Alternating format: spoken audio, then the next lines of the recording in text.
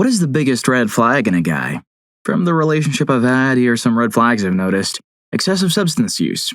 It will escalate and keep doing so don't kid yourself. This is an all-day, everyday habit, but they deny it's the reason they're struggling so much. Slightly sexist, misogynistic, or homophobic comments. They're either an uninformed idiot, a potential exploiter, or both. A lack of drive to change themselves or their situation. They cannot be challenged in their viewpoints because to them, it's not right.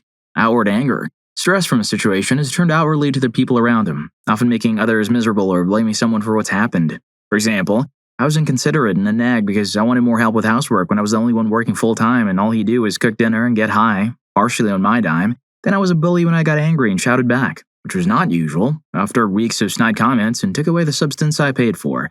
The statement, keep dating because I don't want to stop you from meeting people. Sudden behavior change. Acting one way for a while and then seeming to change in an instant always makes me cautious. Story 2. Not listening to his partner and neglecting their needs or wants.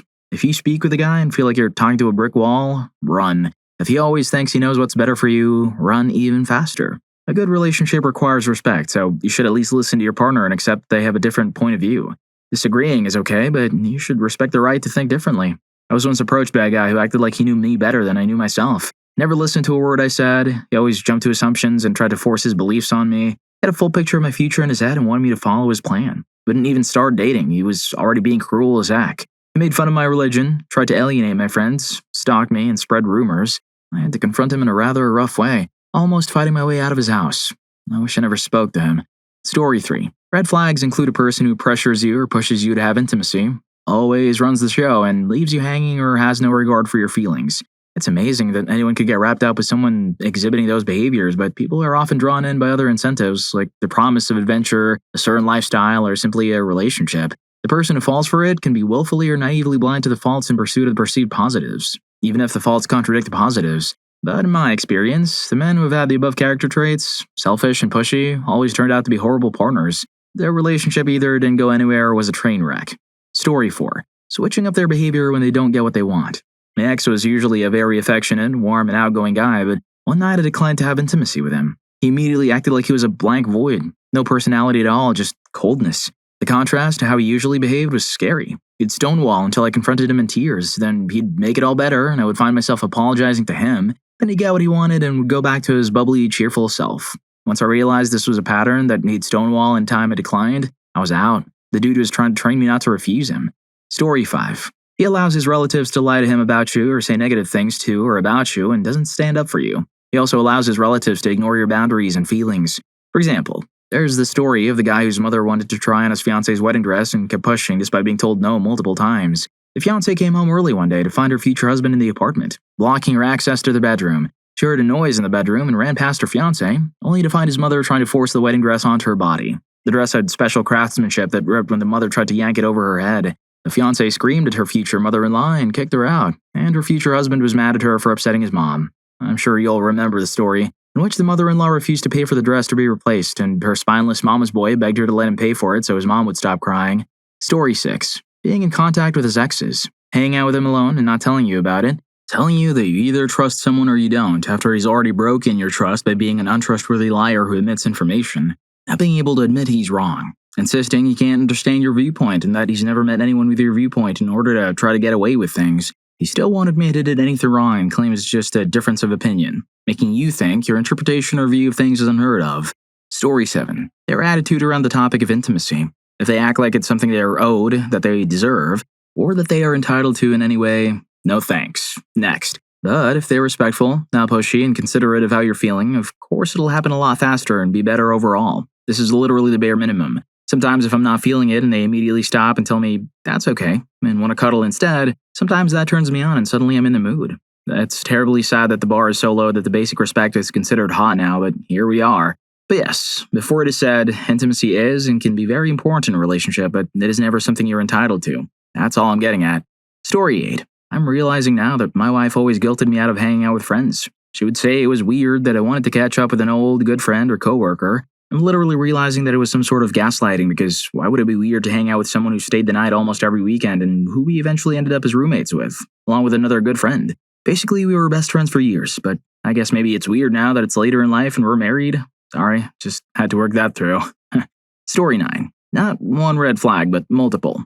Controlling behavior. Comes on too strong, emotionally or aggressively. He's essentially overselling himself like a used car salesman. Love bombing. Telling you what you think you want to hear. That only works short term and is not sustainable long term. A self-hating or loathing mindset. If he can't love himself for who he is, how can he love others? Reeking of insecurity. For example, smelling of cologne to the point where you can actually taste it. Materialistic behavior. Acting too prideful or boasting. Talking trash about previous relationships or dates. Story 10. I'm adding this because I just thought of another one. My ex used to annoy me and then call me dramatic when I finally got mad, yelled, or showed frustration. He thought it was funny as heck to make me angry. Then he'd get mad with me when I was in a bad mood, a mood he had caused by annoying the crap out of me. For example, I'd be trying to get something, a remote, a lighter, whatever it was, and he would grab it first and then play keep away until I was so mad I would just start screaming at him. Then he would get an attitude, hand it to me and say, "You're so dramatic," or "Quit being such a drama queen." Here. Story 11. Obviously, pushiness and refusing to take no for an answer, including on non-intimate topics. Insecurity is the biggest one. In my experience, insecure men are very manipulative and intentionally damaging to their partner's self-esteem since their own is so low. Another one is men who love to teach their partners things but give off weird vibes when you know more than them or don't need teaching on a subject. These are the ones who think their opinions are more valuable than their partners. Story 12. He can't handle even minor disagreements and gets defensive if you try to tell him when his behavior is a problem. These are usually solid signs that someone has narcissistic tendencies. My ex-husband couldn't even handle disagreeing about which Democratic candidates we liked in the primaries, not which party we voted for, but which candidate from the same party we liked. Now I get judged because my current boyfriend is more conservative, but he isn't a schmuck about politics and generally treats me with respect, which I realize is a lot more important than what you agree on. Story 13. When he takes you to a chain restaurant across the street from another chain, leaves every 10 minutes for exactly 10 minutes, and then rolls up all disheveled for the entire meal. You're thinking, okay, he's got IBS, no big deal. But then you see him eating cheddar biscuits while you're at the Applebee's, and you specifically told him you wanted to go to Red Lobster for the biscuits, but he said they had plasmodium in them, which you're pretty sure isn't a thing, but he seems so sure and it gives you cancer. And then he runs away again, and you see him in the window of the Red Lobster with your best friend's sister-in-law. Story 14. As a guy, I've noticed a lot of red flags. Poor communication. This applies to both genders, as many red flags do, but it is the single most important thing in a relationship. When you marry someone, they should feel like your best friend. You should both feel like you can confide anything in them. More than that, you should talk regularly and be open about your feelings. Not communicating creates toxicity and resentment over any issues. Even worse is communicating with someone who simply doesn't care. Being controlling and or disrespectful, you're not an object, you're a person. Don't settle for someone who treats you like the former and who doesn't see you as the latter. Gaslighting you and making you feel like you're going crazy or that your emotions and feelings are invalid, it is manipulative and a form of emotional cruelty. A lack of empathy. Treating others the way you want to be treated is the golden rule for a reason. Empathy is about meeting another person's emotional needs and being able to support them. It helps us make our partners feel heard and understood. It also enables us to be kind to others even when they are not to us because we understand that we may be dealing with struggles we cannot see and many really need that kindness. How they talk about their exes. If they have nothing but negative things to say, it shows that they take no responsibility for the downfall of that relationship. They lack the ability to reflect on what the good and bad parts were. Every failed relationship has something to teach us about ourselves, and by not reflecting and learning, we are robbing ourselves of further personal growth. Story 15. From my experience, these are the worst red flags, and I can't say one is worse than the others. Most of this, I'll admit, came from a single relationship with a woman, saying things like, "I like him younger and I'm always the one in charge," claiming to want to fix or heal you, telling you that you're wrong for feeling ignored, telling you that your medical issues are you being manipulative, telling you that you're a manipulative narcissist for having CPTSD, telling you that you apparently just want to break up because you want them to put in some effort too, telling you that it's your fault, everything went wrong, leeching your physical and mental health away, telling you your fixations is your fault, telling you that you're a bad person for being defensive in certain situations because of your past, spiking you, forcing you into intimate situations, calling you the problem in every situation, telling you that you have to follow their religious rules because they don't like you not eating like they do. Story 16. The biggest red flag. Disrespecting others in any way. This includes calling people names, making cruel jokes, gossiping about them behind their backs, laughing at them, crossing boundaries and not respecting their values. Just run away from these people as soon as you see them disrespecting others. Other red flags are lying, especially if they're too comfortable with it.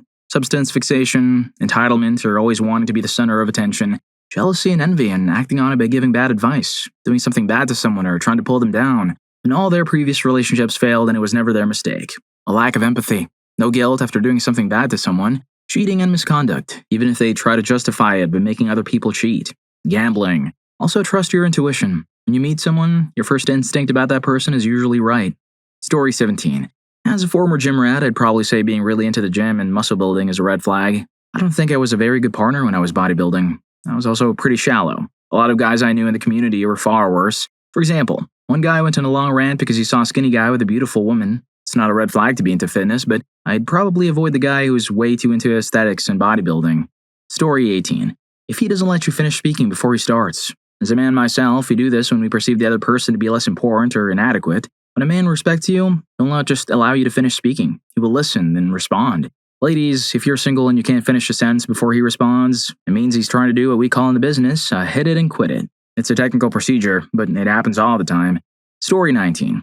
About 5 years ago, I was in a police station waiting at a window for some paperwork to be returned. I was getting documentation for moving abroad. Man at the window next to mine, pretty much the only other person in the lobby, kept smiling at me in a half whisper. He said this or that, asked me about going on different kinds of dates with him, and then gave his own answers. I mostly ignored him as politely as I could. Eventually, I shook my head a few times, and he seemed to like my real answer on some level. He grinned and said, "No, I guess I'll have to take you then." I didn't look at him after that.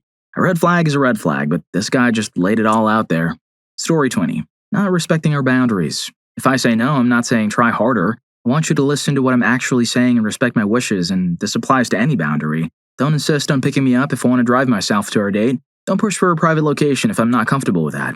Don't act like you're entitled to my Snapchat, phone number, or other contact information if I'm only ready to keep the conversation inside the dating app. You can ask for whatever you want, but understand that no means no, and that's the end of the discussion. The PSA for readers of all genders: if someone doesn't respect your boundaries early on about small and seemingly trivial things, they're not going to respect them later when it comes to the big, important things. Story 21. I've been unfortunate enough to attract the interest of a few really clingy, needy, jealous guys. You know the type. The ones that don't understand boundaries or respect your privacy and get upset if you're paying attention to anything or anyone other than them. The ones that don't understand the concepts of no and screw off. Such a complete turnoff and a major red flag. I always try to be nice to everyone, and when I turn down a guy, I try to do it in a way that's firm but not witchy. With these guys, none of that works. You have to become the biggest schmuck and sometimes threaten them or get the cops involved to get them to back off. Story 22.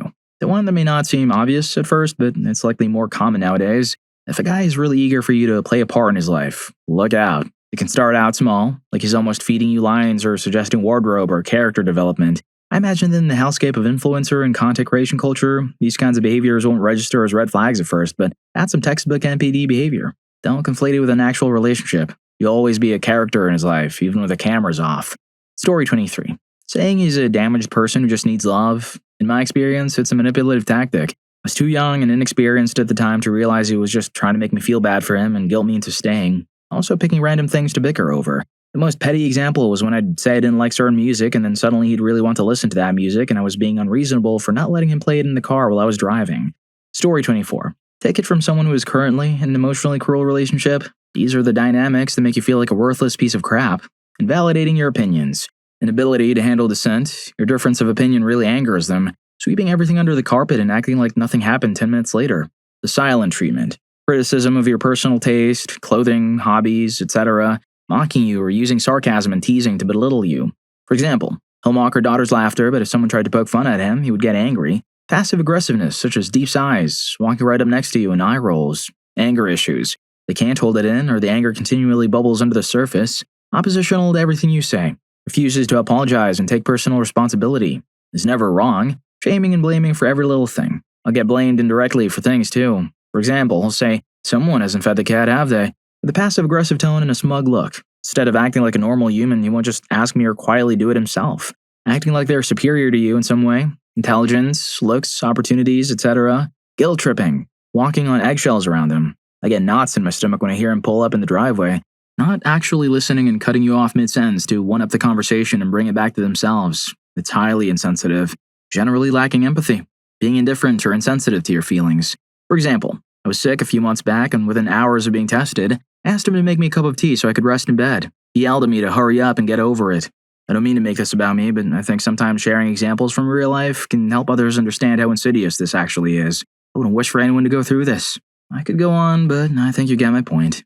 Story 25. Full-grown adults who still reference people as if they're in the 80s high school cliques and get angry at minor inconveniences. I went on a dinner date with a guy who, at 33, kept going on and on about how he hates jocks and that the women who are into them are shallow and dumb. Tried to excuse myself to the bathroom so I could formulate an escape plan, but he said he had to go as well.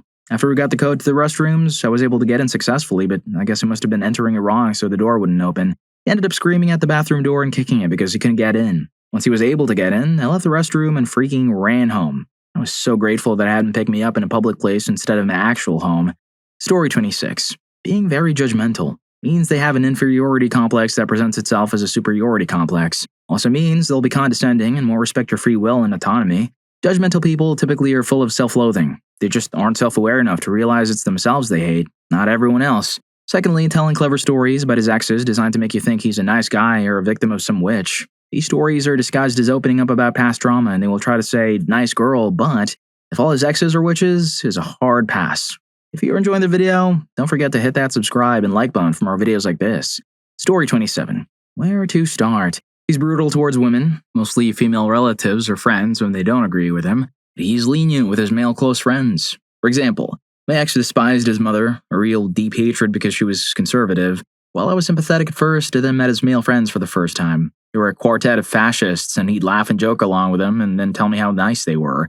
This was definitely a subtle yet dangerous red flag. He doesn't let you enjoy harmless things, hobbies, passions, movies, etc. If he doesn't like them, he has to convince you to drop them. He gets bonus points if he acts passive-aggressive and you don't.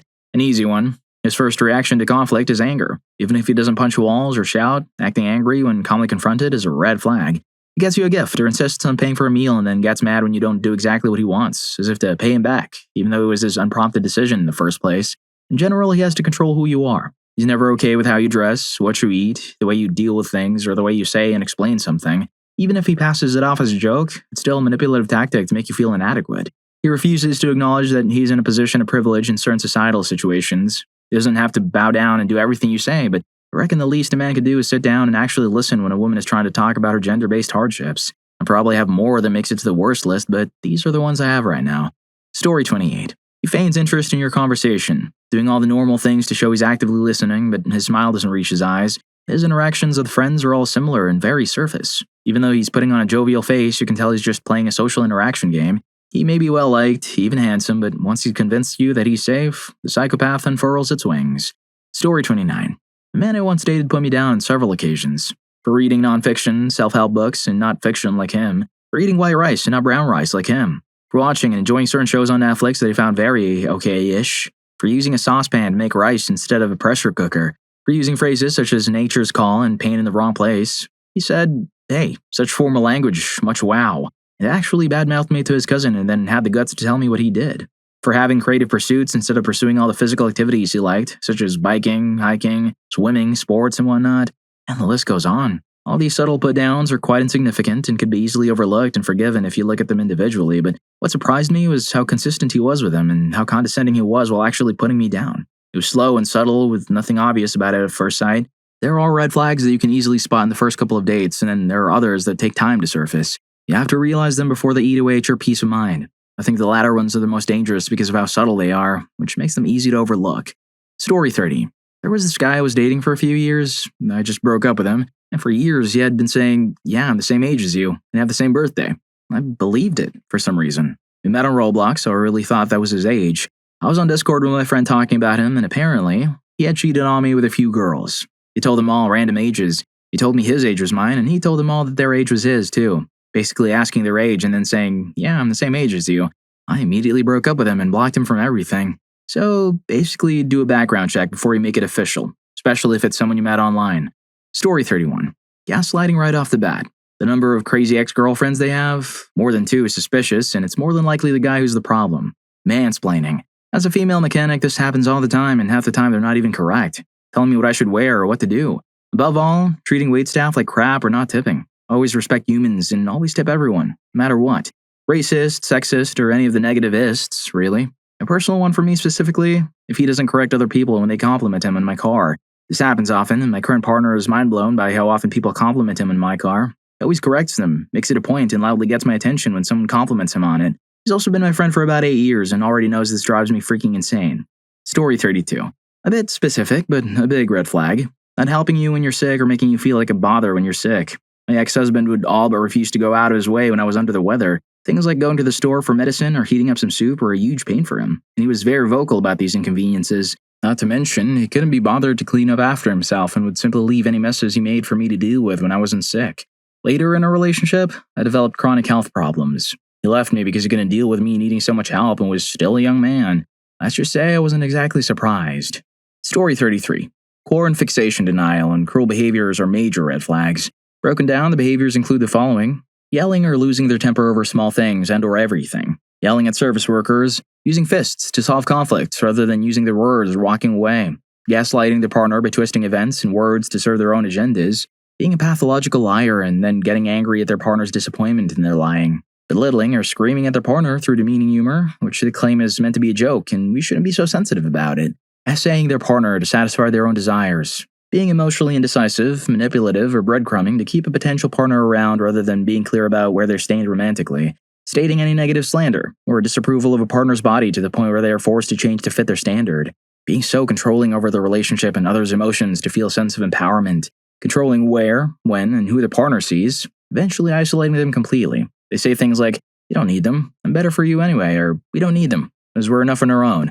Constantly victimizing themselves in discussions, which quickly turn into full-blown arguments because they refuse to accept any accountability for their actions or words. Twistedly complimenting you for something, but the compliment is actually about them and has nothing to do with you. For example, "I love how much you love me." It's easy to do though, since I'm low-key. Mentioning race in a negative way when discussing people. My Filipino ex called me a freaking white witch multiple times when I said anything I didn't agree with or approve of. If you point out something they do that makes you uncomfortable, you have to suck it up because they claim it is normal to do and the only person who has a problem with it is you, so the issue must lie with you instead. Lastly, finding joy or humor in people and/or animals getting hurt. All of these are red flags. As someone who just survived my most cruel relationship ever, I have one suggestion for everyone if they ever come across someone who has the above qualities. Run. Story 34. I'm old and I was at Disneyland with my wife and kids. We bumped into this younger couple several times and every time the guy was complaining. She was obviously into the guy and putting up with it. We got on a ride in close proximity to them and he flipped out about having to wait in line for 20 minutes. He spaced off and looked at his phone. I got close enough to speak without him hearing me. I said, "If this guy can't enjoy a moment with you without complaining, imagine what he'd be like here with a couple of little kids." I walked off and didn't make eye contact, but I know she heard me. I guess to some people, the Grand Canyon is just a hole in the ground too. If everything and everyone sucks, you might be the problem. Story 35. As a single parent in my early 20s, it's when any guy has this uncontrollable urge the first time or the first few times we talk to say things like, "You're a total hot mom." "Are you still a mom? You're really good looking and thin. Do you still have milk coming out? If you do, can I try it? Maybe we can babysit together. I'm raising my child, not being a babysitter, dude. Do you want to have another baby in you? Because I'm so down. Just get a babysitter and come hang out with me." These are just a few examples of the worst red flags I've experienced. This is why I've given up on dating or talking to anyone. It's a mix of constant insulting, gross, uncomfortable, and unnecessary comments like these for no reason. Some guys will even try to act like they want to be a stepdad so badly just because they think it will win me over, so I'll fool around with them. I'm not that dumb. I've also never asked or wanted anyone to be a step-parent to my child. Basically, they all either hit me up to try to sleep with me or to make some messed up comment for whatever reason. I'm not dumb. I know what they're doing, especially when all the red flags are so clear as day. Finding someone to love is not worth it anymore. I honestly don't think there's a person out there for me. Story 36. My friend dated a guy who had a restraining order against him from an ex. His ex even reached out to my friend to warn her that he had mistreated her for years. My friend's boyfriend somehow convinced my friend that the ex-girlfriend was the crazy one, just jealous and trying to ruin his life by making up stories about him. A surprise to no one, when my friend and this guy broke up, he also mistreated her and made her life hell. I really tried to warn her to believe the ex-girlfriend and that this guy was a walking red flag, but she was in love. Story 37. Reading these comments has made me realize why dating culture is totally crap right now. People don't understand what a red flag actually is. They aren't empathetic toward their partner's reactive behaviors, and they aren't willing to communicate slowly and methodically when a simple conflict arises. This world is lacking more and more in empathy, and it's so sad to watch. For me, the worst red flags would be if a guy threatens to hit me, threatens to cheat, or jokes about ignoring or dismissing important boundaries. Each of these things is an immediate threat of oncoming danger, which is what a red flag is. A huge yikes and 100% worth questioning getting out of the relationship. They are also a sign that we need couples therapy ASAP, and specifically, that he needs therapy ASAP for me to stay. Story 38. When he tells you that all of his exes are crazy and he hopes you'll be different, maybe he did have a string of bad luck with women, but the far more likely explanation is that he's a schmuck. He interprets a reasonable reaction to his crappy behavior as crazy to avoid any personal accountability. He's probably also saying this because he knows one of them will eventually reach out to you and warn you, or so you won't get outwardly upset with him when he inevitably does something crappy. Really, anytime he spends a good bit of energy in your initial interactions, whether that's at a bar, a party, on a dating app, or on the first date, complaining about women he's dated or women who've rejected him and making himself out to be a poor, put-upon victim, run. Dating him will at best be exhausting. Story 39. If he takes issue with my having male friends, that's a problem. I've worked in male-dominated industries for the past 12 years. The dudes who have an issue with my having male friends either get over themselves or become insanely jealous and possessive. I'm not willing to roll those dice anymore. Men who are relieved that I'm not like all the other girls or their ex or whoever they're comparing me to. I can appreciate a man who appreciates my self-sufficiency and my lax nature, but I'm not interested in being not like other girls. Most women I know are a lot like me. Sane, decent, driven, forward-thinking, etc. Men who talk crap about women as a whole are a huge red flag. Dudes like that will try to demolish you if you break their mold of what makes an ideal woman. Story 40. My ex once told me that he was a schmuck. I laughed it off, but he was telling the truth. He was very arrogant with a short temper. Our conversations were incredibly boring because he genuinely thought I wasn't as smart as him, so he put zero effort into them. He would blame me and get mad over really tiny things. He refused to talk out problems in a calm manner. He'd yell and didn't care if he made me cry. He constantly made insulting jokes to his friends and family who all thought he was hilarious. I, however, just saw him as being a schmuck. Long story short, he's not worth my time. Story 41. I wouldn't say these are red flags, only for guys, as I've seen many women do this too. I'm a great, insert thing here, or I believe in soulmates, or two statements that always sketch me out. Normally, if someone says they're good at something, they're lying or overconfident. Whether it's intimate time, their job, or gaming habits, whatever, the idea of soulmates is often used by women to excuse bad behavior because we're meant to be together. Men will often feed into that or tell them the exact opposite to keep them hooked. There's also being too eager to pay the bill. Ladies, just pay for your own food. Believe me, it's safer. As a bonus, if this is the kind of guy you want to keep, it'll leave a good impression on him. Oh, and body count. There's a rule among men. Don't stick your Johnson in crazy. Well, that extends to women too. The more he's racked up, the more likely you're going to have to deal with his crazy ex. Don't Scott Pilgrim yourself. Story 42. This goes for both genders. Using any past experience as an excuse during the first few weeks of knowing each other. Being transparent about personal problems as a precaution is fine, like not getting to a bar because of claustrophobia. However, using past trauma or mental illness as an explanation for crappy behavior is lame. Even if your crappy behavior is completely explainable by something out of your control, nobody needs to be forced to care about your personal issues. Just apologize, be accountable, and move on. Nobody cares that you burst into tears randomly and threaten people because your dad used to hurt you. We all have problems. Story 43. When he has a big tattoo across his chest, usually saying something like loyalty or some BS like that, and in my instance, when he has a problem that the father of my children is actually an involved dad who takes care of his kids and we're on good terms.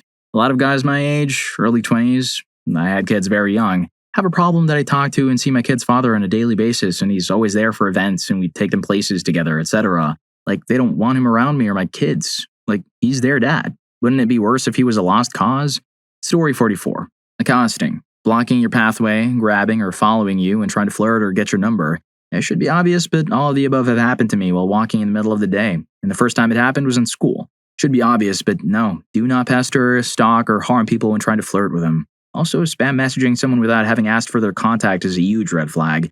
It's happened to me through a university contact list and a pizza delivery contact list.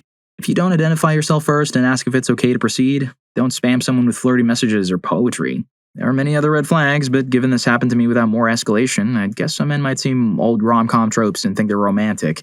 Nope, these are the biggest red flags and they're scary as heck. Story 45. Mama's boys. Not just having basic love and respect for your mother or motherly figure, but I mean a full-on, nearly Oedipus-like commitment to their mother. I dated a guy when I was a senior in high school and he had already graduated. He kept me up until 4 a.m. on a school night with midterms the next day, driving my car and nearly emptied my gas tank, all to find a laptop charger for his mother. I was begging him to go home or for us to at least call the places before driving, but he insisted his mother needed this and it was important. After that, his mother didn't even let me sleep there. I then had to drive home and got maybe an hour of sleep. Story 46. Life phases. I'm struggling right now because if my boyfriend isn't physically around me, he won't call, text, or engage in any actual conversation with me. I have to call him, and most of our conversations are either awkward silence, him doing something else, or complaining about his own mistakes, or him just saying he needs to go to bed soon. He has no car or license. I know, I should have been warned right there. And expects me to go out of my way to get him when we live around 25 minutes away from each other. I work full-time, 6 days a week. He works 3 or 4 days part-time and complains about working so hard even though he has no bills. He has no real concept of responsibility yet. While he can be sweet when I'm with him, it's just not feeling like enough anymore. Story 47. He's suddenly everywhere you go, including places you don't expect him to be. I had a guy, a friend of mine, randomly show up at places I was at, outside my college classes, at my work, at events I attended, and every friend hangout. The one day he was in my dormitory stairwell. He didn't live on campus, yet he was just hanging out because it seemed like a cool place. One day my friend pulled me aside during our walk to class and asked if I was okay, worried that the guy didn't have good intentions. That guy came out of nowhere, screaming at us for trying to ruin his reputation, saying he'd never hurt a lady and that we were judgmental B-words. Once we realized this was serious, my friend ran to her other friend group to ask for help. I don't know what they said or did, but I got the guy to finally leave me alone. The dude was expelled and banned from campus not long after for an entirely different reason. Story 48. Not wanting to tell people, especially friends who are open with you, that you're in a relationship or avoiding setting your status on Facebook, even if you've been together long enough to be serious and have the ability to log in.